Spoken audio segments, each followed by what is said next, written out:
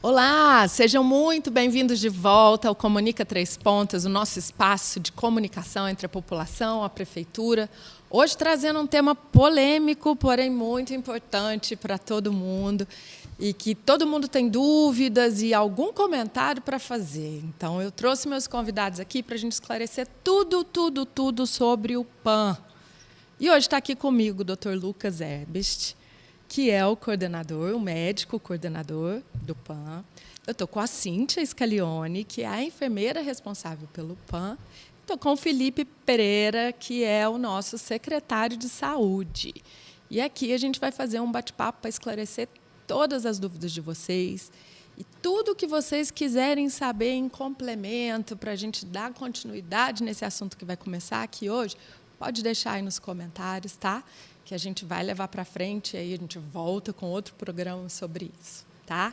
Vamos lá, doutor Lucas, vamos falar um pouquinho sobre o que é a real função de um pronto atendimento municipal? Bom, antes de mais nada, bom dia a todos. O pronto atendimento, ele tem a função de atender às urgências e emergências do município.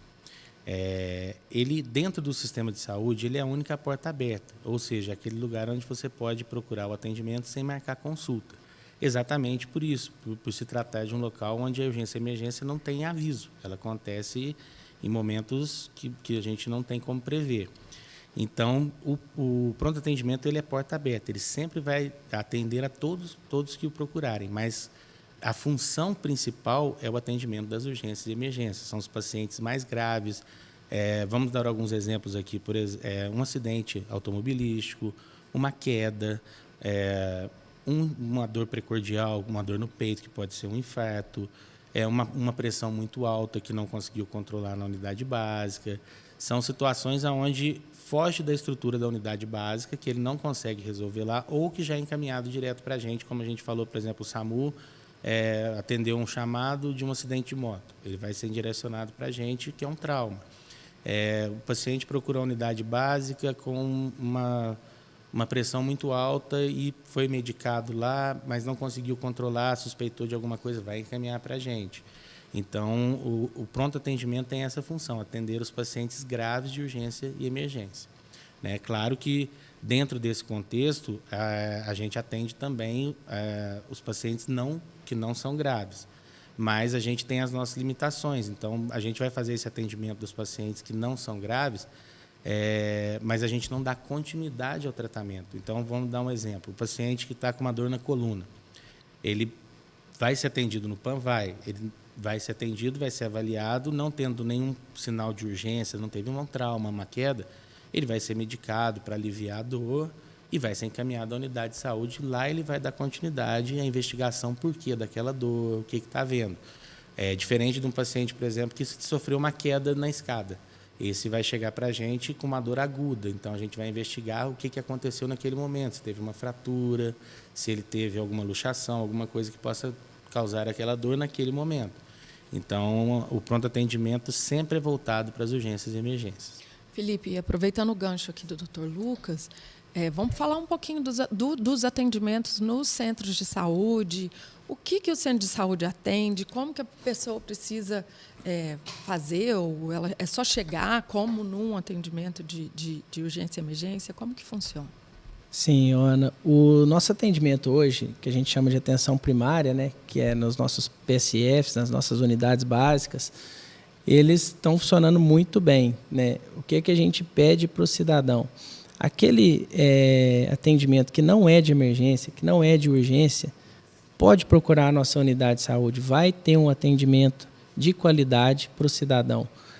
Nós estamos tentando estruturar com mais médicos, de boa qualidade, que não basta apenas ser médico, tem que ser um médico bom para atender a população, para receber aquela população de uma forma carinhosa, de uma forma ímpar, individual, não ser aquele atendimento que o SUS está acostumado em outros lugares aí, que não dá a devida atenção ao cidadão, que não põe a mão no paciente, que não vê o paciente de acordo. Então, para isso, nós estamos estruturando. Hoje, para te dar um exemplo, a partir desse ano já de 2025, Nós temos pediatras em todas as unidades básicas de saúde. Isso é essencial para aquela mãe que está com o filho passando mal, com uma dor, um choro que não cessa, né? Então, qualquer unidade de saúde hoje que você procurar em Três Pontas vai ter um pediatra. Se você for numa unidade e não tiver um pediatra, no momento, você vai ser direcionado para a próxima unidade que vai ter esse pediatra. Então, sem atendimento pediátrico, não fica aqui em Três Pontas. E temos também o nosso PAN pediátrico, né, que a gente chama de PAN pediátrico, mas nem todos os médicos que estão lá são pediatras. É apenas um atendimento individualizado para crianças, né? O que foi a ideia disso? Foi até, já vem de outros anos, né? Tirar as crianças do contato com os pacientes adultos no PAN normal, né? Que é aquele PAN que o pessoal está acostumado a ir. Então, a pessoa vai no PAN normal, pega uma ficha de atendimento, né, doutor? Sim. Passa lá para baixo no PAN pediátrico e lá ele vai ter um atendimento das 7 da manhã até às 7 da noite. Isso de segunda a segunda, né, Cíntia? Isso, segunda a Perfeito. segunda. Todos os fins de semana também. Os fins de semana são o grande gargalo do PAN? Olha, o fim de semana acontece um aumento da demanda normal, devido a não ter os postos de saúde funcionando. Então, a gente tem uma demanda um pouco aumentada, sim. E, para isso, nós já acabamos nos preparando também. Até final de 24, meio de 24, mais ou menos, nós contávamos com 2 médicos atendendo no PAN. Lógico que durante a pandemia esse número aumentou e etc. Mas de 2025 para cá nós já começamos a ter os 3 médicos, temos 2 médicos na emergência, no pronto atendimento, mais um 3º médico atendendo as fichas verdes para acelerar o processo de atendimento, e o PAN pediátrico. Então, hoje nós contamos com 4 médicos em atendimento. Além de que, como nós estamos fazendo uma reestruturação de toda a nossa grade de médicos também, visando aquilo que o Felipe falou, melhorar o atendimento à população, melhorar a qualidade do atendimento. Então, a gente também está montando uma equipe de médicos dentro desses plantonistas, sempre vai ter um médico responsável, que é o mais experiente, que vai ser responsável por dar o atendimento primário às urgências e emergências. Então, isso também vai dar uma tranquilidade maior para a população em relação à chegada ao pronto atendimento. E é importante frisar o que o Felipe falou, a gente já tem uma redução, por exemplo, do número de internações pediátricas. Por quê? Você tem uma qualidade de atendimento melhor nas unidades básicas, no PAN pediátrico, diminui a quantidade de crianças que vão chegar mais graves. Então, a gente tem que entender, quando a gente fala de PAN, o PAN é só uma ponta de toda a estrutura. As unidades básicas, o PSF, tem que estar estruturado junto, porque quando eu pego esse paciente lá na unidade básica e é bem cuidado, ele não chega ao PAN, a probabilidade dele chegar para internar é menor. Então, a gente está sempre trabalhando, mesmo a gente trabalhando mais no pronto-socorro, a gente sempre está em contato com os médicos das unidades, com os representantes da unidade, com o Felipe, para a gente que tenha uma equipe cada vez mais coesa, para que aquele paciente que vá para o PAN, ele vá com uma indicação clara de internação e etc., para a gente dar continuidade e, quando não houver, a gente ter essa resposta no posto. Porque foi lá, ele resolveu, olha, não é para o pronto-socorro, ele vai sair com encaminhamento para voltar na unidade, para procurar a unidade, e lá ele vai conseguir essa estrutura de continuidade. Então, mamães, nós, né, que somos sempre tão preocupadas, né, com a saúde da criança, que a gente muitas vezes não sabe o que fazer, o que está acontecendo. No município, hoje, a saúde está estruturada para atender pediatria de segunda a segunda. Então, vamos ficar atento a isso aí. Cíntia, vamos falar um pouquinho, ele estava falando de prontuários verdes. O que acontece? Porque tem muita gente que fala aí nos comentários das postagens da prefeitura de que lá no PAN passa um tanto de gente na frente, na fila. Como que isso funciona? Como que é essa ordem de fila? Tem um protocolo que vocês seguem? Sim. Não é um protocolo de chegada, de ordem de chegada, né? O paciente vai fazer a ficha na recepção. E agora nós temos um sistema todo informatizado, ele vai ser direcionado para a sala de triagem. A gente tem um monitor que vai chamar o paciente pelo nome. Agora não tem mais aquele grito. Não. Acabou? Mais uma vitória. Aí o paciente, então, a chegada para a triagem é ordem de chegada. Vamos supor que tem 10. Chegou 10, vai ser de acordo com a chegada. Chegou na triagem, tem um enfermeiro, que é especialista, né, que ele só está ali porque ele tem o curso de protocolo de Manchester. Então, ele é treinado para fazer a classificação de risco. E a classificação de risco, temos as 4 cores: verde, amarelo, laranja, vermelho. 5, na verdade, que tem o azul também. E tem o branco, são 6, na verdade. Então, ele chega e tem uma queixa de dor de garganta há 5 dias. Então, é uma dor, até 7 dias, é uma dor aguda, que a gente considera como verde. Se passar de 7 dias, eu estou com dor de garganta há 15 dias, ele pode ser triado como azul, porque já passou dos 7 dias. Mas ainda tem outros sinais que a enfermeira tem que olhar: febre, frequência cardíaca, saturação, pressão arterial, que se for um paciente hipertenso, a gente sempre pergunta: hipertenso, tem diabetes? Para a gente estar triando ali, porque pode dar dor de garganta. Pode ser que a diabetes está alta, porque uma infecção pode alterar algum outro sintoma. Então, a gente tem todo esse cuidado da classificação. Então, classificado com verde. Está com febre de 37,5. Tá. Aí chega um paciente que é o próximo, mas está com uma dor no peito. Sudoreico, hipotenso, taquicárdico. Que horas começou a dor? Faz meia hora. Esse paciente tem que entrar imediatamente para o pronto-socorro. Então, ele é triado depois de ver a pressão, saturação, frequência cardíaca. Ele é triado como laranja. Então, o que está lá 5 dias com dor de garganta, ele não vai ser a prioridade. A prioridade é o paciente que pode ter um possível infarto. E esse paciente vai passar na frente. E ele é o laranja. Agora, chega um paciente com uma dor, né? Estou com uma dor de lado que começou faz 4 horas, seguido de vômito, mas agora melhorou um pouco. A gente vai olhar a febre, vai perguntar se está com algum outro sintoma. Ele pode ser triado de amarelo, pode ser uma cólica renal, pode ser, entendeu? E tem um paciente que veio lá porque vai ter uma medicação externa. Ele tem uma receita e esse paciente já foi avaliado pelo médico e está com uma receita médica de medicação externa, que faz nos postos de saúde também, né, Felipe? Sim. Hoje, a partir de agora faz. E a gente faz no pronto-socorro após as 16 horas e finais de semana que o posto de saúde não funciona. Que essa medicação pode ser feita na unidade básica de saúde. Outro avanço na saúde de Três Pontas. Essas medicações são geralmente ferro, alguma coisa... O Noripurum. O Noripurum, uma bezetacil. Um ceftriaxona intramuscular, que pode ser prescrito por alguns dias. Então, hoje, isso é feito só após as 16 horas no PAN. Isso, porque os postos de saúde agora fazem esse atendimento já. E onde diminuiu bastante o número. Acabava que acumulava porque as ficava pessoas ali, né? Exatamente. É uma espera longa, porque vai chegando as emergências, atendimentos, e acaba ele tendo que esperar, às vezes, 1 hora, 2 horas pela medicação. E agora, nos postos, isso resolveu. Sim, e olha que importante isso, né?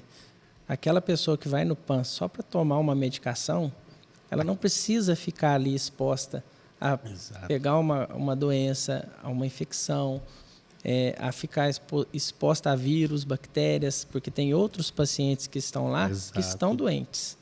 Então, essa pessoa não precisa disso. Ela pode ir na unidade básica dela, ela pode desafogar o PAN, ela ajuda a desafogar o PAN, e ela tem o atendimento individualizado, muito mais rápido na unidade dela. Agora, passou das 6 horas que as unidades estão fechadas, né? Passou das 5, né? Já pode direcionar para o PAN, que vai ter o atendimento também. Mas se organizar direitinho, dá para ir na unidade básica, na atenção primária, que lá vai ter uma enfermeira muito capacitada para fazer essa aplicação, pode agendar, pode conversar lá para especificar um horário para levar, dependendo do tipo de paciente, se for um acamado. Tem até a equipe que vai, né? Vai em casa. O EMAD, né? Também foi um ganho incrível para o município. Isso. De repente, se for preciso, leva o paciente no PAN, leva o paciente na unidade com a equipe do EMAD, né? Que já é um avanço também muito grande para a saúde de Três Pontas, né? O EMAD, para a gente, por exemplo, hoje... Vamos explicar o que é o EMAD, vamos explicar. É o acompanhamento, uma equipe médico, enfermeiro, que faz o acompanhamento dos pacientes acamados, os pacientes de pouca mobilidade, os pacientes que estão restritos ao leito. Então, são pacientes que não conseguem ir à unidade básica. Algumas vezes, quando não tem PSF no município, naquele bairro, o médico às vezes não consegue fazer visita. Então, essa equipe vai fazer os curativos, vai fazer as medicações. Então, o médico vai avaliar e falar, olha, essa semana ele está um pouco desidratado. Ele mesmo já consegue hidratar ele em casa, no próprio domicílio.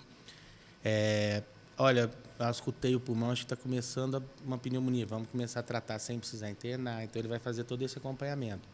E, havendo a necessidade, ele entra em contato conosco e fala, olha, esse paciente eu não consigo mais mantê-lo em casa. Então, ele já vem para o pronto-socorro direcionado para uma internação. Aí, tem vezes, por exemplo, a gente fala, olha, hoje eu não tenho vaga aqui, pode vir com ele amanhã cedinho. Então, ele vai manejar ele mais o dia lá e vai chegar na hora para que ele não fique esperando muito tempo no PAN, para que ele já dê entrada e consiga a internação, porque ele já tem uma indicação.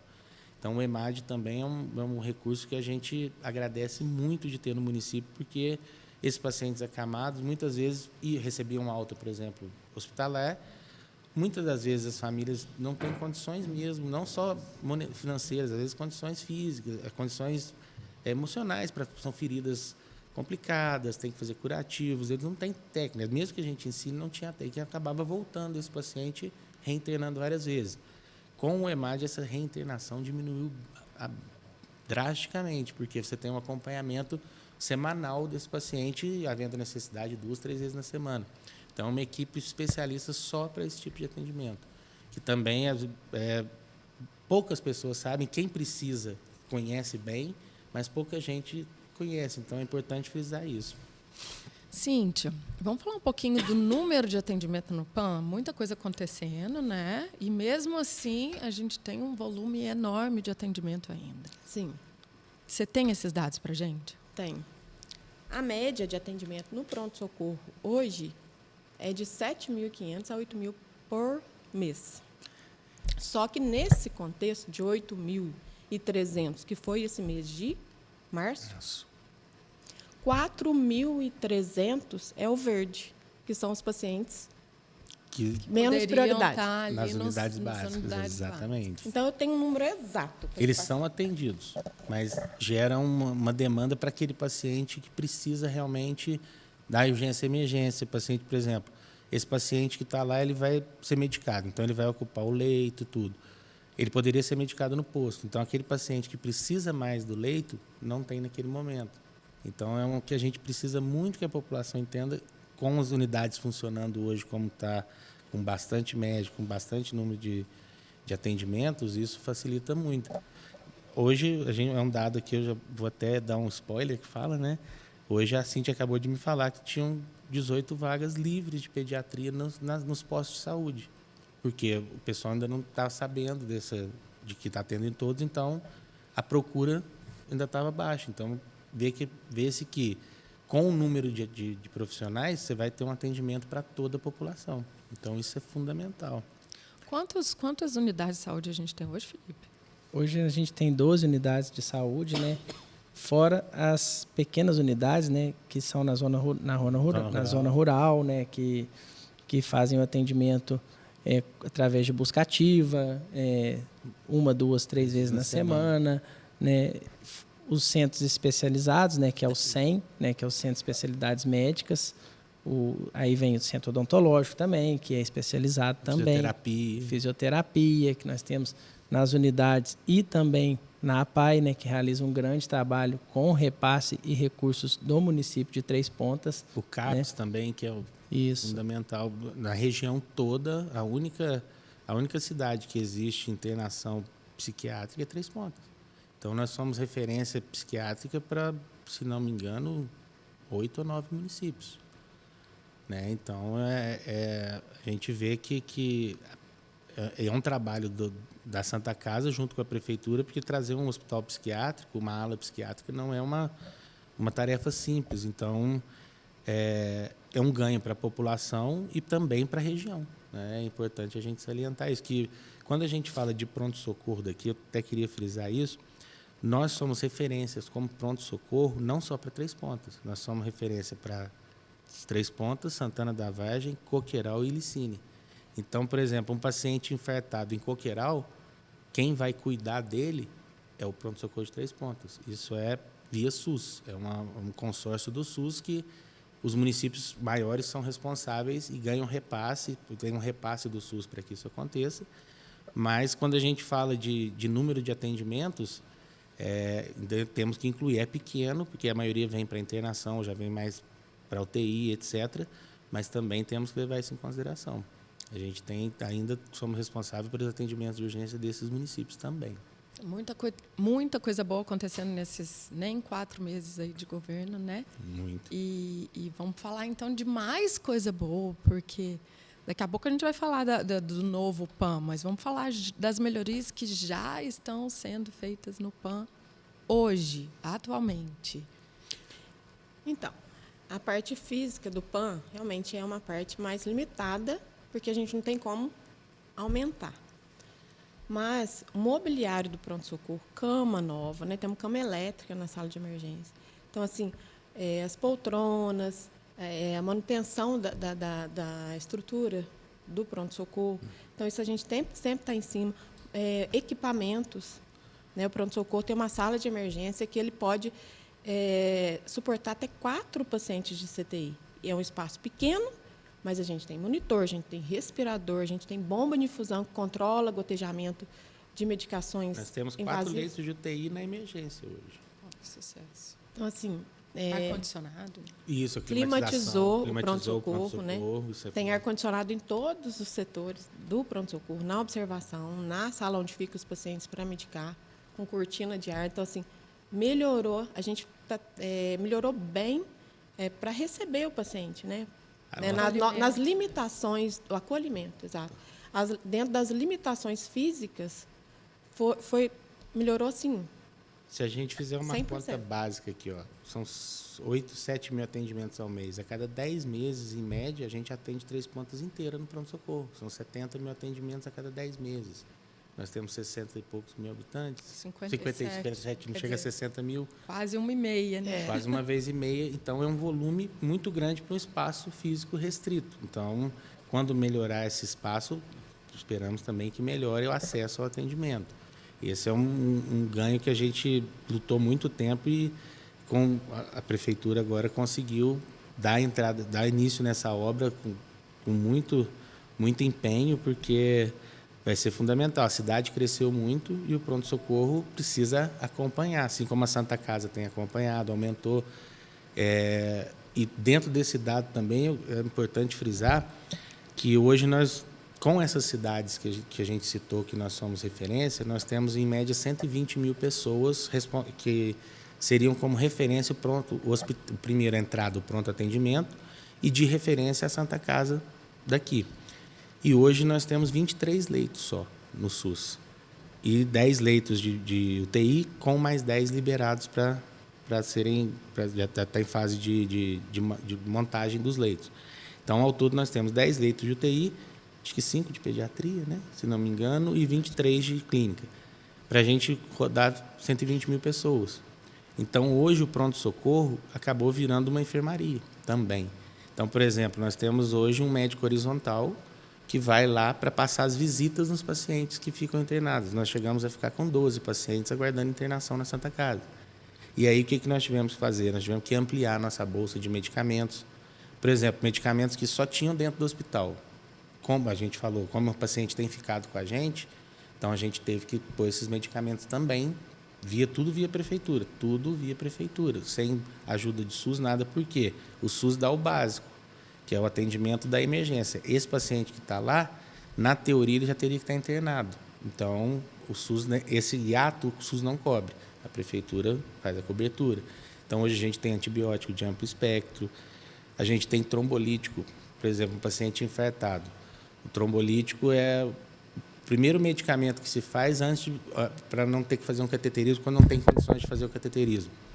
É um medicamento que deve estar custando 5 mil cada ampola. E cada paciente usa 2 cada vez que infarta. Então, eu tenho sempre 2, 3 lá, usou uma, a gente pede outra, por quê? Temos 4, né? 4 kits. 4 kits. 8 pares. 8 pares. Então, por quê? Para a região toda. Então, tudo isso a gente começou a fazer porque a venção de internações estava mais lenta. exatamente por esse número, que a Prefeitura está também em contato com a Santa Casa para aumentar esse número de leitos. Mas é uma regulação que o SUS tem que fazer, tem que ter contrapartida da Prefeitura, o SUS tem que autorizar. A gente entende que é um processo burocrático, assim como foi para abrir os leitos da UTI. Mas é importante a população entender que o paciente, às vezes, fica parado com a gente lá no pronto-socorro, mas não é porque não queremos internar, não é isso, é porque realmente não tem a vaga de internação. Acho que, às vezes, existe uma confusão, né? As pessoas, talvez por estar ali no mesmo espaço físico, tendem a achar que PAN e hospital é uma coisa só. O PAN poderia muito bem ser em qualquer lugar da cidade, né? Sim. Aí por conveniência e por espaço mesmo. Exato. Tanto que Varginha, a UPA é separada dos hospitais, né? É um atendimento separado e não tem um hospital de referência. Tem, mas não junto. Então, para a gente estar junto ali, facilita os exames, facilita a imagem, facilita tudo e facilita o transporte também para descer, para o paciente internar. Mas o que acontece é que, nesse momento, devido à alta demanda, tudo isso, a gente teve que montar uma estrutura praticamente de enfermaria no pronto-socorro. Então, por exemplo, se eu deixo o plantonista chegar de manhã e passar as visitas nesse paciente, ele vai demorar 3 horas para começar a atender a população. Então, eu, como coordenador, vou lá e faço as visitas. Então, todo dia de manhã a gente vai de horizontal. Então, tem pacientes, por exemplo, hoje mesmo, tem um paciente que está tratando pneumonia. Ele estava no 3º dia e não tinha vaga. Ele melhorou.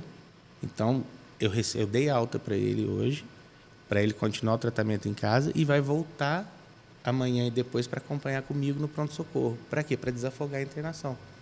Uma coisa que eu queria entrar aqui, doutor Lucas, dá licença, a respeito, é uma coisa que melhorou para a gente, Sim. foi uma parceria com a Santa Casa. Um paciente, por exemplo, que ele é colonizado, ele precisa fazer uma medicação... O que é colonizado? É uma... Isso para mim é história, não é medicina. É quando ele tem uma infecção bacteriana que ela está tão arregada, tão incrustada no corpo, vamos dizer assim, que você não vai matar aquela infecção mais. Você vai controlar ela para que o organismo consiga trabalhar. Geralmente são pacientes já muito debilitados, acamados, e que o corpo não tem condições de combater aquela bactéria. Então você vai, faz a medicação, sabendo que não vai erradicar, que vai dar um espaço, depois ele vai ter que fazer novamente em algum momento. Então, esse é o paciente colonizado, é esse que depende de medicação intermitente. Aí o que acontece? A Santa Casa dispôs para a gente, como se fosse um hospital-dia, a gente fazer essa medicação no pronto-socorro. Então, a gente faz uma ficha externa na Santa Casa e o paciente é medicado e liberado. Ele vem todos os dias, a gente faz isso sempre está tendo paciente, ele vai de 7 a 8 dias tomar a medicação para evitar a internação, devido ao grande número, às vezes, de internação, o hospital está muito cheio. Então, e também de não ter espaço no pronto-socorro. Então, isso foi muito bom para a gente, do pronto-socorro, para a população. Hoje, por exemplo, outras medicações também, pulsoterapia, que tem aquele paciente que tem uma doença autoimune, que tem que tomar a medicação em 2 horas e precisa ficar internado 5 dias, ele tem condições de fazer isso no pronto-socorro para evitar a internação. A Santa Casa fornece para a gente, pela uma fichinha de externo, e esse paciente vai 2 horas no pronto-socorro, volta 5 dias e aí evita a internação também. Esse ponto é fundamental, melhorou demais para a gente e para a população, porque era aquele paciente que ele fazia o pulso, por exemplo, igual a Cíntia falou, ele internava, dava às 8 da manhã, ela fazia o remédio dele, ele ficava o resto do dia sem medicações, ele não precisava estar internado. Então, ele consegue fazer isso, a gente faz, é liberada essa medicação. São medicações que a gente não consegue ter no PAN, porque o volume é baixo, então, se a gente comprar, para comprar pronto-socorro, a gente tem que comprar num volume mínimo. Se a gente comprar, vai perder, porque usa pouco. Então, a gente tem esse convênio com o hospital, que facilitou demais também para a gente manter aquele leito livre para um paciente que realmente precisa de maior tempo de internação. E olha como que é importante, né, esse bate-papo sobre o PAN, né, para vocês verem, né, quantas coisas, quantos serviços o nosso PAN faz, né, e que não é da função dele, né? Como o doutor Lucas e a doutora Cíntia falaram, o PAN virou uma enfermaria, né? E não é o ideal isso. Sim. O PAN ele é um pronto atendimento, né? E o que a gente está fazendo para melhorar isso? Né? E esse é o nosso grande desafio, particularmente para mim, é o meu grande desafio dentro da Secretaria de Saúde, é desafogar aqueles pacientes que estão indo no PAN, que não são pacientes do PAN. Com isso, a gente consegue diminuir esse número de atendimentos, melhorar a nossa atenção básica, porque esse paciente vai passar mais na nossa atenção básica. Por isso que é importante aquela pessoa, não é que ela deve deixar de ir ao PAN, mas se ela foi uma vez no PAN, controlou a dor dela, no outro dia ela não precisa esperar a dor voltar para ela ir no PAN e ter o alívio imediato, que é o que a pessoa gosta, né? Ela tem que ir na unidade de saúde, porque aquilo que ela está sentindo pode desenvolver para uma coisa que amanhã ela precisa de um leito, que amanhã ela precisa de uma transferência, que amanhã ela precisa de uma cirurgia de alta complexidade e que a gente vai ter dificuldade, porque a alta complexidade a gente não realiza aqui no município. Então, o que a gente tem melhorado nessa estrutura? Melhorar a estrutura do PAN, né? Construir o PAN novo, que já está sendo construído com recursos da Prefeitura Municipal de Três Pontas. Importante frisar isso, numa grande parceria e auxílio da Santa Casa, né? Que a gente não pode deixar de citar, que é fundamental para que essa obra esteja acontecendo também.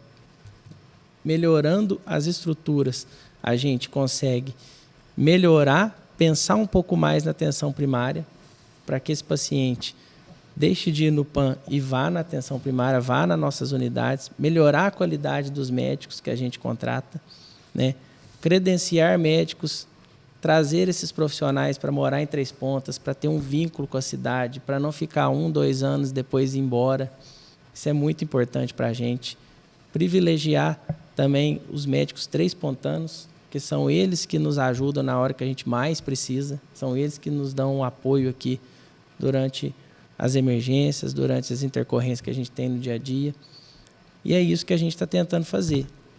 O PAN hoje, a gente melhorou a estrutura dele, tem equipamentos novos, tem ar-condicionado, tudo para acolher o paciente, porque a gente sabe, aquele paciente que está lá, ele não quer estar lá, né? Ele está com uma dor, e você medir a dor da outra pessoa é muito difícil, porque para você, e para os médicos, né, e para as enfermeiras que entendem bem melhor da comorbidade que a pessoa está ali, ela sabe que aquela dor é verde, pode esperar um pouquinho, que é amarelo, pode esperar um pouquinho, mas a pessoa que está sentindo a dor, não, só ela sabe a dor que ela está sentindo. Então, às vezes, ela não entende que ela é verde, né? Então, ela tem que ter essa consciência de que o profissional está vendo isso e vai atender ela no tempo correto, passando as emergências na frente, seguindo a ordem dos protocolos que a gente tem.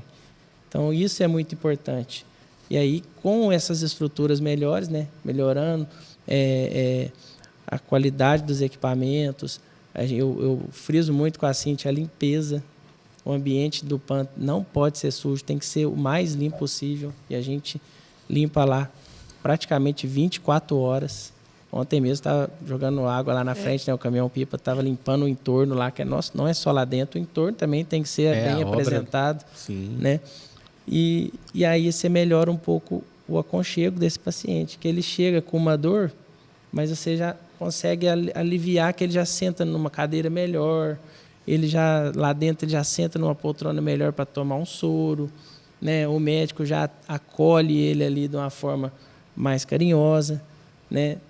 E o médico, para estar lá, né, doutor Lucão, ele tem que ter vocação, né? Hoje mesmo a gente estava conversando sobre isso, que a gente está remodelando a escala, tivemos aposentadorias, tivemos afastamentos, colegas que faleceram, então a gente está refazendo essa escala e procurando cada vez mais, por exemplo, hoje no mínimo 70% da nossa escala tem cursos específicos para atendimento em unidade de pronto atendimento, que é o ACLS, atendimento cardiológico de urgência. Quem não tem esse curso, por exemplo, já são pacientes, ou é anestesista, ou é ginecologia, já tem residência, ou tem 10, 15 anos de experiência. Então, a gente está remontando essa equipe para que sempre haja esse ponto de apoio, de referência ali, para que a população também sinta essa tranquilidade. Os outros médicos estão aptos a atender também, mas esse mais experiente sempre vai estar ali para ter esse apoio. E é uma coisa que eu gosto muito de ressaltar em Três Pontas, eu já trabalhei em muitas cidades. Além da estrutura básica, a gente tem um centro de especialidade que é fora da curva você pegar uma cidade de 60 mil pessoas no Brasil inteiro, você conta nos dedos, talvez, a que tem a estrutura. Ginecologista, você tem um centro de especialidade de ginecologia, uma maternidade de porta aberta. Por exemplo, eu vou dar um exemplo. Agora, né? Oi? Hemodiálise. Hemodiálise. Então, assim, vou dar um exemplo pessoal. Há um tempo atrás, estava de plantão, 7 da manhã, um senhor foi trabalhar no telhado, caiu. Caiu, o SAMU trouxe para a gente. Na hora que ele chegou, já detectamos uma fratura exposta. O doutor Gilberto, ortopedista, que é das especialidades também está sempre junto com a gente. Hoje, dentro do PAN, nós temos ortopedia, neurocirurgia, cirurgia geral. Neurocirurgia tem cidade com 150 mil habitantes que não tem. Então, o doutor Gilberto passou e falou, Lucão, me chama de Lucão, o que foi? Eu falei assim, doutor, isso. Ele falou assim, depois que fizer o raio-x, você me fala. Isso era 7 horas. Fizemos raio-x, uma fratura exposta. Liguei para o doutor, ele estava no bloco, ele falou assim, ele tomou café hoje? Eu perguntei, ele falou, não tomou não. Ele falou, pode descer para o bloco. 7h40 ele me manda a foto da cirurgia pronta, fixador externo, isso tudo pelo SUS, em 40 minutos. Se ele fosse fazer pela Unimed, mais completa que tem, é no mínimo 24 horas para a Unimed liberar esse equipamento para fazer. Então, lógico que é uma situação pontual que a gente está exemplificando, todas são assim, não, a gente teve um dia que estava tranquilo, passou o médico, tudo, mas raramente, por exemplo, uma fratura hoje não fica mais do que 3, 4 horas no PAN para operar. Raramente fica mais que isso. Então, a gente tem que dar esse valor também às especialidades de retaguarda. Hoje, a gente tem uma retaguarda que, dentro da realidade do município, para a maioria dos municípios, é inimaginável. Você ter 2 neurocirurgiões, uma equipe completa de ortopedia, uma maternidade que você recebe as pacientes de porta aberta, isso é fundamental para que a gente consiga desafogar mais ainda o pronto-socorro, porque... Por exemplo, chegou um paciente lá com uma dor de cabeça muito intensa e a gente tem uma tomografia na hora, se precisar. O neuro vai avaliar se essa cefaleia está diferente do que a gente está acostumado. Pode ser um AVC, pode ser um tumor. Então, o paciente que chegou numa dor intensa, muito aguda, essa é a emergência. O neuro, a gente vai avaliar. Se precisar de uma tomografia, ele desce em 10 minutos, ele tem. Só que a gente tem que ter critérios para isso. Então, muitos pacientes chegam lá e falam assim, eu estou com dor de cabeça, eu vim para fazer uma tomografia. Não funciona assim. A gente avalia o paciente, se tem indicação na urgência. Então, é importante entender que esses recursos estão lá. Mas, se eles são escassos, tem que ser muito bem avaliado, porque o paciente da urgência que está para usar. Ele tem direito, pode ser que durante o atendimento do posto, o médico peça uma tomografia, que ele passa a avaliar. Mas é um exame eletivo, ele tem um tempo para ser feito. Então, é importante a população entender, porque às vezes a gente recebe muito e fala assim, eu tenho uma dor na coluna, eu vim para fazer um raio-x. Não é o local, o nosso raio-x não tem laudo. O nosso raio-x é para ver se tem fratura. Então, é importante, olha, o seu raio-x precisa de um laudo para ver qual o seu desvio na coluna, qual o problema e para dar um tratamento de longo prazo. Então, a gente vai fazer esse encaminhamento para a unidade básica.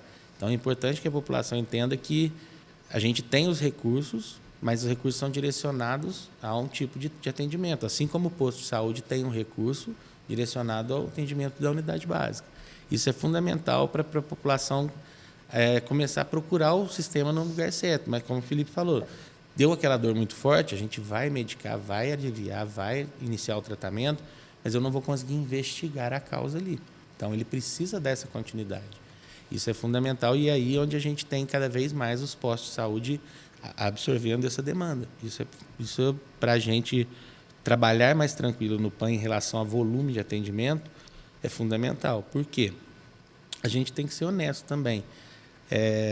Atender 200 pessoas num dia, em 2 médicos como eram, quando chega uma emergência grave que você tem que parar tudo e atender, se você já fez 8, 10 horas de plantão, atendendo 100, 200 pessoas, você já está mais cansado. Não só você, a equipe toda está mais cansada. E médico pode descansar, doutor Lucas? Lógico, por incrível que pareça, muita gente pensa que não, mas somos seres humanos, então temos nossas limitações. Então, é lógico que tem um protocolo para isso, existe um protocolo para alimentação. A cada 2 horas de atendimento, ele tem direito a 10 minutos para ir ao banheiro. Ele pode juntar isso, por exemplo, em 12 horas, fazer 2 horas de descanso na hora do almoço. E isso não havendo emergência. Então, por exemplo, hoje nós sempre tivemos 2 médicos, hoje nós temos 3. Então, por exemplo, um vai almoçar, está no horário de almoço, os outros 2 estão atendendo. Sempre nessa forma. E, olha, o SAMU ligou, está vindo para tudo que estiver fazendo, estiver descansando, chama, se estiver almoçando, para a gente atender. E depois volta para o almoço, enfim. Tem sim esse direito, mas dentro das atribuições da emergência. Chegou alguma coisa que precisa parar, não tem conversa. Sempre para e resolve. Mas temos direitos a ter um horário de descanso noturno, tem horário do almoço, tem horário para ir no banheiro. Acaba que na correria do dia a dia, praticamente a gente acaba não gozando desses horários porque está na correria ali, mas principalmente o plantão noturno é fundamental que tenha um período de 1 hora, 1h30 de descanso, porque é um horário que o cérebro precisa descansar. Então, nesse período, sempre que tiver um descansando, o outro vai estar dentro do consultório. Então, se chegar uma emergência e precisar do outro está do lado ali. Então, ele vai ser chamado também. A gente está brincando, mas é... Não, mas é uma realidade. Isso, né? Tem acontecido. Nós mesmos sofremos há pouco tempo uma invasão dentro do pronto atendimento, uma situação muito desagradável. Perdi 2 plantonistas mulheres que ficaram muito receosas de estão no horário dela, de direito legal, e entrar a porta dentro, né? E eu estava no plantão nesse dia, eu como coordenadora, chamasse a mim, conversasse, a gente resolveria, explicaria tudo, mas, enfim, aconteceu. A gente pede para a população que qualquer dúvida entre em contato com a gente está lá todo dia de manhã, todos os dias, de segunda a segunda. Eu estou de horizontal de segunda a segunda. Então, eu estou lá todos os dias de manhã. Qualquer dúvida, a gente está à disposição para responder. Tem a ouvidoria, tem os meios legais. A gente está aqui, está falando que melhorou tudo, mas a gente sabe que não é perfeito. A gente sabe que tem muito a melhorar. Mas dentro do que a gente tem condições de fazer hoje, e se a gente parar para pensar no entorno ou nas cidades com o mesmo volume de pessoas, a gente vive numa situação, graças a Deus, muito, muito estável. Tem muito a melhorar, mas a gente tem lutado para que essas melhoras sejam sempre significativas. Cada paciente é um único, cada um está lá com a sua dor. O PAN está afogado, geralmente vai ter muita gente mesmo para ser atendida, mas a reciprocidade de respeito também tem que partir da população. Então, vamos entender que médico não é super-herói. Ele é humano e a gente, como a gente, precisa ir no banheiro, precisa comer, precisa descansar, até para ter um atendimento de mais qualidade ainda para a população, né? Exatamente. Sim, eu passo sempre lá em frente ao PAN todo dia, por volta de 11 horas da noite. Todo dia eu estou passando lá. E eu tenho notado alguns dias que está mais cheio, alguns dias que não tem ninguém, né? Geralmente, os dias que não tem ninguém é o dia que tem um show na cidade, uma festa na cidade. Eu acho um pouco engraçado, mas... Geralmente, nesses dias, depois das 11, 1h30, 2 horas, começa a encher. Aí começa a chegar o pessoal que está saindo da festa. Saiu da festa. Mas, Segunda. por exemplo, eu passei lá no dia do... Eu até quero fazer um levantamento do dia que teve um show aqui em Três Pontas, não tinha ninguém lá. Eu queria ver quantos atendimentos nós fizemos lá nesse dia. No sábado agora? Já, no sábado agora. Provavelmente foi menor o número de atendimentos. Mas isso não justifica. Não, né? a gente tem que estar preparado. O profissional está lá, está preparado. E a gente também tem os dias que está cheio, né? Tem a pandemia, tem a epidemia, né? Ano passado nós tivemos uma fortíssima epidemia de dengue. Sim. Né? Esse ano já nos preparamos para ela, né? Pouca gente sabe, porque não teve até agora, até o momento, a epidemia. Graças a Deus, mas nós estamos desde janeiro fazendo Isso. reuniões e nos preparando. Já tínhamos um plano de contenção, onde ia ser se precisasse, ia ter um lugar de hidratação separado. Estava tudo pronto. Graças a Deus, não precisamos. Nós estávamos muito bem estruturados, com equipamentos, salas já montadas para aplicação de soro, né? Uma unidade básica lá na unidade da mina, no Vila Marilena, na quadra do Vila Marilena, pronta para receber caso o PAN ficasse com uma superlotação, né? E também, em último caso, nós estamos com um recurso reservado, né, que foi reservado lá em janeiro, né? Sentamos a nossa equipe lá, as coordenadoras de saúde, um recurso para a gente montar até um hospital de campanha, caso seja necessário, né? A gente acha que já deu uma aliviada, que esse ano provavelmente não teremos epidemia, mas a gente está de olhos abertos. Caso a gente tenha, a gente está preparado para absorver, vai ser apertado, como toda epidemia é para qualquer cidade, sim, mas nós vamos conseguir vencer, caso tenha, né? Os números caíram muito, né? Na página da prefeitura tem lá os números da dengue de janeiro a março desse ano e janeiro a março do ano passado. Por que caiu? Caiu porque a limpeza pública melhorou. Os drones, né? Também, o trabalho dos drones. O trabalho feito pela vigilância epidemiológica dos drones, mapeando a cidade. Nós já fizemos mais de 30% do município. Nesses 30%, nós pegamos inicialmente regiões de muito risco, de alto índice de dengue, né? Isso melhorou muito o trabalho dos agentes, que é importantíssimo. Então, é o que eu ressalto à população. Viu o agente de endemia na porta? Põe ele para dentro da sua casa. Mesmo que ele não bateu na sua porta, falou, vem aqui, vê um pouquinho na minha casa, vê se tem dengue aqui, dá uma água para ele, dá um café para ele, trata ele bem, porque é ele que está lá na ponta ajudando a combater a dengue, é ele que vai fazer o seu filho não ter dengue, sua mãe não ter dengue, né? Uma atenção muito grande para as calhas, onde fica muita água parada, muita gente não dá manutenção em calha. O nosso grande foco de dengue hoje são as calhas, piscinas com água parada, que não dão manutenção. Então, a gente tem que ficar de olho nisso. E a Secretaria está de olho desde o comecinho do ano, desde o ano passado já, né? Tentando amenizar. E a gente acha que está tendo sucesso. Claro que vai ter dengue no município, vai ter pessoas que vão ter dengue, mas quando a gente consegue diminuir, a gente consegue lá nessa pessoa que teve dar um atendimento mais individualizado, com menos correria. É um assunto importante, né, Felipe? É um assunto muito importante. Dengue, acho que vale um programa inteiro mesmo, sim, sem epidemia acontecendo, né? Sim, sim. E aí é onde eu vejo a beleza da saúde pública, porque se o agente de endemia trabalha correto, é bem recolhido dentro de casa, vai bater lá no pronto-socorro a diminuição do número de pacientes que vão chegar graves com dengue. Então, quando a gente fala de pronto-socorro, a gente tem que retroagir para toda a cadeia da saúde. Então, todos são importantes da mesma forma. O que acontece é que a gente acaba recebendo o paciente mais grave, né? Mas muitos desses pacientes não chegam para a gente grave porque tem o apoio lá embaixo, lá na parte inicial. Tem as especialidades, tem a unidade básica, tem os agentes, o pessoal dos postos. Então, esse trabalho é fundamental para que a gente sempre trabalhe em equipe. A saúde tem que trabalhar em equipe. Da mesma forma que igual o senhor falou, o hospital, muita gente interpreta como uma entidade separada da Santa Casa e o pronto-socorro. Na realidade, todos os atendimentos de urgência e emergência de qualquer município são de responsabilidade da prefeitura.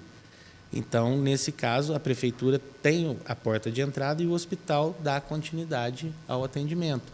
Então, a gente trabalha unido. Então, é o tempo todo em contato com o pessoal lá de dentro, o núcleo de regulação de internações, os outros médicos coordenadores, assim com o pessoal, os coordenadores de enfermagem. Para quê? Para a gente manter tudo alinhado. E tem essa sinergia com a Santa Casa. O PAN é financiado pela prefeitura, todo o financiamento vem da prefeitura, mas em acordo junto com a Santa Casa. Só um exemplo do que demonstra essa união, né? Semana passada, se eu não me engano, na quarta-feira nós tivemos um caso sério, que posso narrar aqui sem citar o nome, né, para manter o sigilo da proteção das pessoas, né? Tivemos um bebê que nasceu com 4,5 kg e com 26 dias de vida, ele estava com 1,9 kg. Um caso severo de desnutrição, né? Onde as nossas agentes de saúde verificaram, onde as nossas enfermeiras fizeram a busca ativa no local, viram que a criança, que o bebê estava em desnutrição severa, com risco de morte, né? E já adianto, não foi culpa da mãe, tá? Foi um caso até policial. Mas o que a gente fez? Acionamos o Conselho Tutelar, contamos com o apoio da Secretaria de Desenvolvimento Social, através da secretária Marina e do Luan, que ajudou muito. Fomos até a casa dessa pessoa, levamos até a especialista, que é a pediatra, a doutora Cíntia. Convocamos a doutora Maíra, que é gastro, mas nos deu um auxílio, não é especialista em criança, mas nos deu um auxílio. Levamos para a Santa Casa. Na verdade, ela entrou pela porta do PAN. Olha a importância do PAN. O PAN solicitou para a Santa Casa, nós alinhamos com a Santa Casa para receber essa criança com urgência, porque ela precisava. Tudo antes dela chegar. Tudo antes dela chegar. A criança chegou, entrou urgente, passou pelo PAN, passou pela Santa Casa, já foi vista por 3, 4 médicos. O Dr. Lucão participou desse caso. E a criança hoje já está se recuperando, já está voltando à sua normalidade.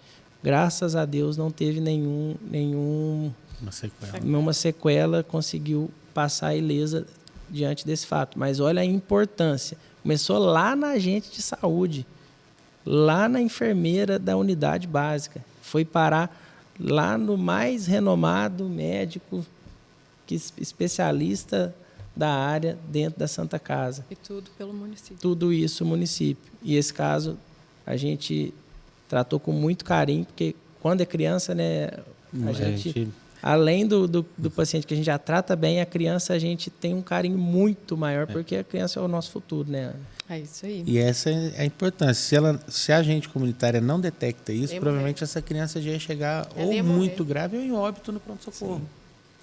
Então, é aí onde gera a gente... outras situações, né?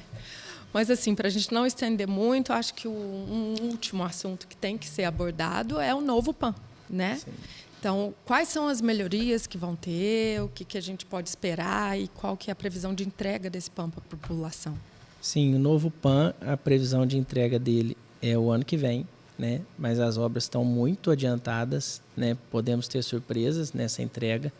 É uma parceria com a Santa Casa, com recursos da Prefeitura de Três Pontas. Então, a construção do novo PAN é da Prefeitura de Três Pontas, mas com a parceria fundamental da Santa Casa. Vai ser um espaço muito maior do que o que já tem hoje, né? Nós vamos ampliar consultórios médicos, ampliar local, sala de espera, melhorar a estrutura, ar-condicionado, sala de emergência, entradas individualizadas para aquele paciente. É um projeto de pronto-socorro. Isso, é um pronto-socorro aprovado pela Vigilância Sanitária lá em Varginha, lá em Belo Horizonte, né? Um grande projeto feito por inúmeras pessoas, não só pelo engenheiro responsável, mas também pelos olhos de quem está lá dentro, de quem vive o PAN, né? A Cíntia participou muito, o Dr. Lucão participou muito, né? A última gestão também participou demais, né? Com todos os envolvidos. Parte jurídica para aprovação desse PAN. Então, todo mundo foi fundamental na construção desse projeto. Não é só o engenheiro. O engenheiro foi de grande auxílio, de grande ajuda, mas todo mundo foi muito fundamental. Então, o nosso novo PAN, eu encaro ele como a menina dos olhos hoje da Secretaria de Saúde, né? A gente não vê a hora de mudar para lá, né? Os profissionais do PAN merecem, né? Há quanto tempo? Eu não lembro, eu tenho 32 anos, eu não lembro de outro PAN. Eu só lembro daquele. Então, vai ser um marco muito grande para a cidade de Três Pontas. Importante, um PAN moldado, né? Para o tamanho do município já para as necessidades. E já foi construído para um número populacional maior. Ele já pensando no futuro. Ele tem, como o Felipe falou, por exemplo, uma porta separada para a entrada da urgência, para a ambulância. Tem isolamento. Estacionamento. Isolamento, perdão. Muito importante. Isso, tem que ter isolamento. Porque hoje a gente prega, por exemplo, um paciente com uma infecção grave, a gente tem que fechar a nossa pediatria para isolar ele lá. Hoje não, a gente vai ter uma sala separada, tudo de vidro, fechado, com circulação de ar independente. Por quê? Para que aquela infecção não se espalhe. A gente hoje tem essa condições de fazer isso, mas aí eu perco meu leito pediátrico. Perdendo leito pediátrico, eu tenho que abrir em outro lugar. Então, acaba que hoje a gente trabalha dessa forma. Devido à estrutura não estar preparada, a gente vai se adaptando à medida que precisa. Isso vai, graças a Deus, acabar. E também vai melhorar muito para o paciente que estiver aguardando. Ele vai ter um local de espera melhor, melhorar as enfermarias. Hoje nós temos 6 leitos de enfermaria só, para a gente direto, né? Mas a gente consegue manter lá, assim, 8, 12 pessoas, porque a gente vai colocando no leito de lá, da pediatria para cá, coloca na emergência, esse paciente que não precisa ficar na emergência. Lá, agora não, a gente vai ter um espaço maior para manejar isso. E aí esperamos também que a Santa Casa já tenha um número maior de leitos também, para que a internação seja mais rápida. Mas hoje vai ser um divisor de águas, principalmente para o acolhimento e para a qualidade de atendimento da população. Mais médicos, né?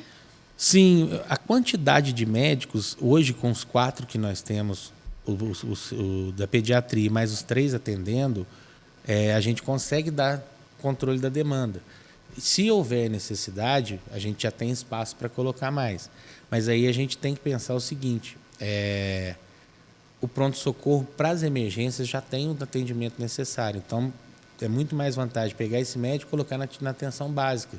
Abrir mais atenções básicas, como a gente está procurando fazer, onde tive um posto de saúde tentando a parte jurídica para passar para a PSF. Muita gente não entende, mas tem uma diferença crucial em unidade básica de saúde e programa de saúde da família. A unidade básica, o médico vai lá, ele tem um número de atendimento X, um tempo de atendimento de 4 horas, ele atende aqueles pacientes e vai embora. A saúde da família não, ele tem um agente comunitário que vai em casa, o médico faz a visita. Então, são situações bem diferentes. Então, quanto mais aumentar esse número de postos para a saúde da família, você vai ter uma abrangência maior, então também vai diminuir. Esse processo é lento, precisa de autorização, precisa de documentação, você tem que provar que aquela região precisa do PSF, tudo. Então, é um pouco lento. Mas, à medida que for fazendo isso, a população vai ter um acolhimento maior, a tendência é que os casos menos graves cheguem menos também ao pronto-socorro. É onde a gente está falando. Nós viemos falar de pronto-socorro, mas não tem como falar sem falar da saúde como um todo. Então, resumidamente, centros de saúde preparados, né? Com médicos, com pediatra, então, 24 horas, 7 dias na semana no município. Centro de especialidades, com especialistas preparados para atender a população. Então, por favor, vamos priorizar o que é prioridade. Urgência e emergência no PAN. Se não for urgência e emergência, durante a semana é só ir até um centro de saúde que você vai ser atendido e bem atendido. E dessa forma, todos juntos, nós vamos melhorando aí, esperando o novo PAN ficar pronto, para ficar tudo ainda mais redondinho, né? E contando, obviamente, como já dissemos aqui, com respeito, reciprocidade da população e entendimento que cada paciente é único, mas existem as emergências que precisam ter prioridade. Saúde. Só para ressaltar, Ana, o pediatra nas unidades básicas de saúde, tanto o pediatra quanto o ginecologista, tá? São esses 2 profissionais que a gente já melhorou. Todo dia tem atendimento, não em todas as unidades, mas em alguma unidade vai ter o pediatra. Em bastantes unidades vai ter o pediatra. E não tendo na sua, você vai ser direcionado. Se você for na unidade lá do Catumbi e não tiver o pediatra, a enfermeira-chefe que trabalha no Catumbi vai te direcionar imediatamente para um posto que tem o atendimento pediátrico. Ela não vai chegar e falar para você, hoje não tem pediatra em Três Pontas. Não vai ter isso. Tanto pediatra quanto ginecologista. Isso foi uma melhora que a gente fez agora com credenciamentos de novos pediatras e novos ginecologistas. A gente conseguiu estruturar e vai ser muito bom para a gente conseguir desafogar o PAN. Eu não sei se a gente já podia também dar esse spoiler, mas essa semana ainda conversei com o Felipe, a gente está com um projeto talvez de colocar alguns médicos de atendimento também nas unidades, como nós tivemos uma boa resposta ao médico, o pessoal chama da tenda, o médico da tenda, que é o 3º médico de atendimento. Ele só atende fichas verdes.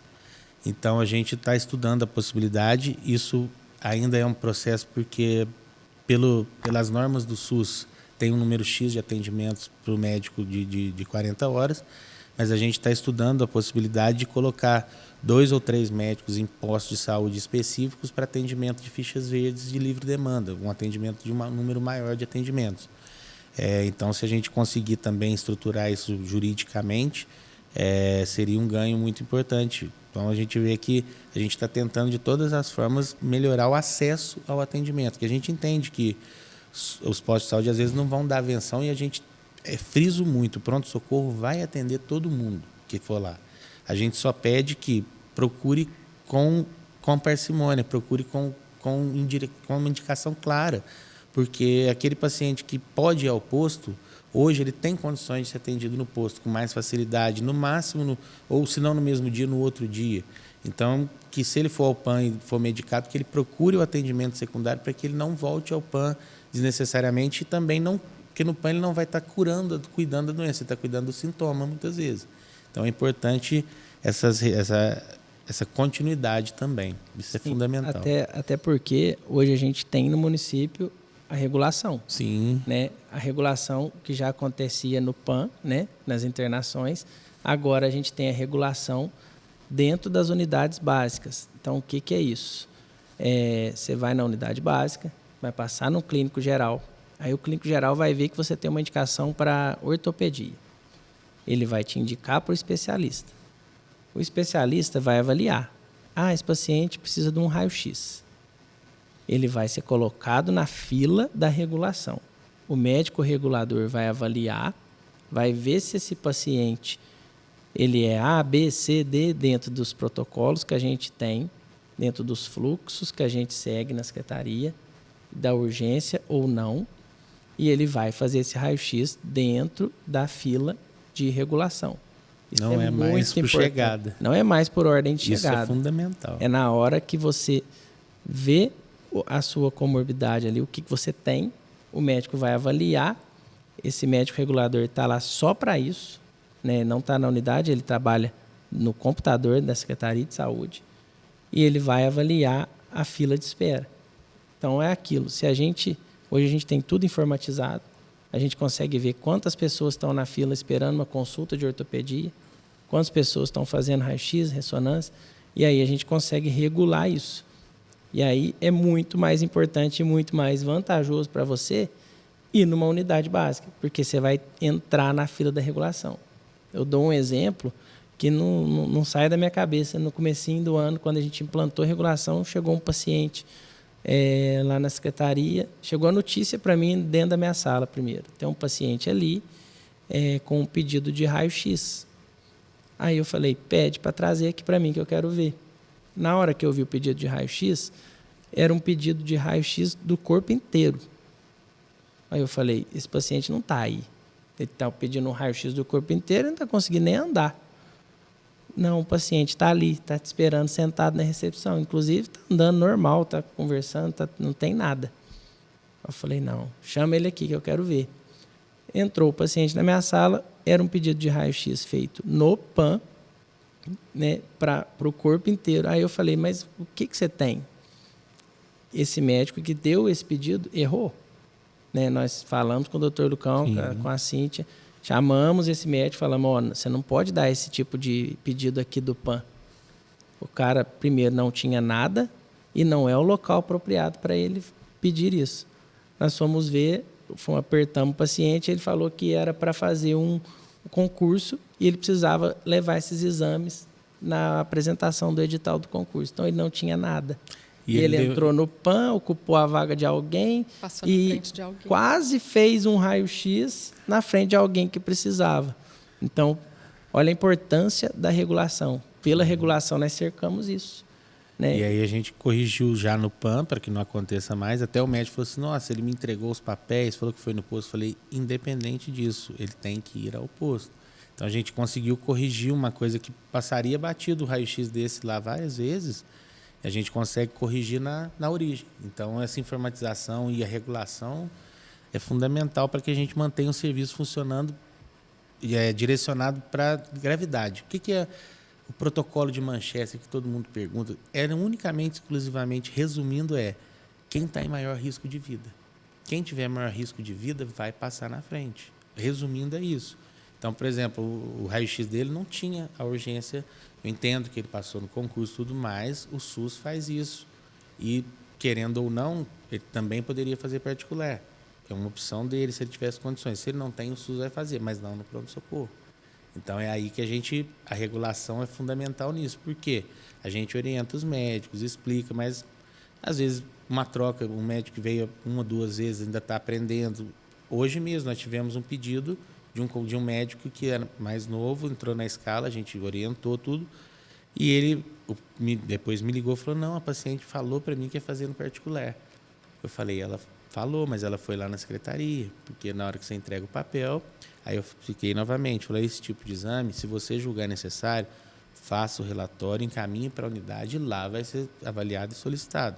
Resolvemos o problema, foi pontual, então aí a paciente estava com pedido, a gente já encaminhou ela para o posto para dar continuidade e assim a gente vai organizando. E como que a gente faz isso? Com a regulação. A regulação direciona quem precisa mais do exame, quem precisa menos do exame, do especialista, enfim, do recurso que a gente tiver.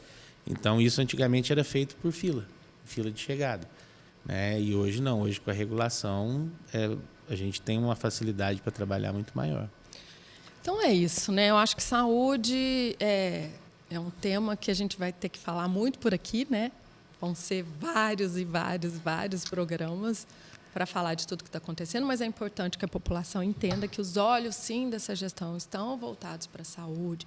Muitas melhorias já vêm acontecendo ao longo desses primeiros meses de governo. Automatização, informatização. Estamos percorrendo aí correndo contra o tempo para zerar as filas de exames de acordo, né, com essa regulação. Então, tudo sendo muito bem organizado e preparado para que a população tenha o melhor atendimento, que Três Pontos continue, né, sendo referência em saúde como é. E aí, deixem aqui, então, nos comentários, as dúvidas de vocês. O que vocês gostariam de saber sobre esse assunto para a gente trazer num próximo programa. Eu vou pedir para que eles falem uma última mensagem para vocês e desde já agradeço aqui a participação. Ana, eu quero terminar com 2 notícias muito boas, né? Deixei para o final aqui propositalmente para a gente encerrar bem. A primeira é pacientes que hoje necessitam de veículo para ir para Varginha na realização de nossos exames de endoscopia, colonoscopia, ressonância, tomografia. Esses pacientes, né, nós estamos com um olhar especial, principalmente aqueles que não têm condição de ir fazer esse exame e aqueles que precisam de levar um acompanhante. Nós estamos terminando de fechar um contrato com a empresa que faz a linha de transporte Três Pontas Varginha, Três Pontas Alfenas, para a gente conseguir pagar a passagem de ônibus para essa pessoa ir até a consulta. É importante falar porque por conta da proibição por lei que Isso. carros da saúde do município não pode levar nenhum paciente de Três Pontas para Varginha por conta da distância, não é isso? Sim, existe uma lei, né, que é a lei do TFD, que proíbe o carro de Três Pontas a levar o paciente a um raio maior, a uma distância maior do que 100 quilômetros contando a ida e a volta. Menor. Né? É menor do que 100 quilômetros contando a ida e a volta. Claro que tem as exceções que a gente consegue levar, um paciente acamado, um paciente que não tem condição nenhuma, né? A gente ainda consegue. Mas para a gente atender toda a população, porque o SUS é universal, então eu só posso abrir um serviço se eu tiver condição de atender a todos, independente de condição financeira, estado, eu tenho que atender todos. A gente vai fazer esse contrato, já está finalizando, né? Nós estamos finalizando a contratação para a gente comprar a passagem, a prefeitura vai pagar essa passagem, negociamos com a empresa durante 1 ou 2 meses para tentar reduzir o valor, visando aí o interesse público, o melhor gasto e a melhor gestão desse recurso, para a gente levar esse paciente. E aí eles vão fazer uma rota dentro de Varginha, não vai deixar o paciente lá na rodoviária de Varginha. Ele vai fazer uma rota, vai deixar na regional, né, nas clínicas que fazem exames de imagem, e aí a gente vai conseguir dar uma qualidade melhor para esse paciente. Para esse paciente, a gente já dá a consulta, o SUS já fornece a consulta, a gente agora vai conseguir levar. Então, a gente pede um pouquinho de paciência para a população, é um serviço que não tinha, nós estamos abrindo esse serviço e logo vai estar em operação. A segunda notícia, que para mim é muito importante, a gente está com um recurso em conta, que são R$620 mil para a compra dos equipamentos de mais 10 leitos de UTI. Não é um processo fácil, mas nós já estamos com os 10 leitos habilitados, né, credenciados, na verdade, e o SUS já autorizou a gente iniciar essa compra. Então, nós vamos passar o recurso para a Santa Casa, porque os leitos são na Santa Casa. A Santa Casa vai comprar esses equipamentos e aí nós vamos entrar num processo de habilitação dos leitos para que venha recurso para custear esses leitos. Lembrando que nunca o recurso é o suficiente para a gente custear os leitos, então a Prefeitura ainda entra com uma contrapartida, né? Nós entramos com a contrapartida maior agora, antes de habilitar, e na hora que vir um recurso, nós entramos com uma menor, porque já vai vir um recurso. E aí a gente vai ter mais 10 leitos de UTI. Hoje a gente tem 10, nós vamos ter 20 leitos de UTI em Três Pontas. Isso é muito importante, é uma conquista não só para Três Pontas, mas para toda a micro-região, né? Ressalvando que a gente precisa, e já estamos conversando com a Santa Casa, o Michel nos dá uma abertura muito grande, um contato muito bacana, uma parceria, que eu chamo de parceria, tanto ele quanto a Fernanda na direção, que a gente precisa também aumentar os leitos de enfermaria. E ele já sabe disso, a gente já vem conversando há tempos, e vai ser muito importante para Três Pontas, porque vai ter falta de leito ainda? Vai, porque o SUS ele é sempre deficitário, mas vai melhorar muito, vai sair de 10 para 20, vai dobrar.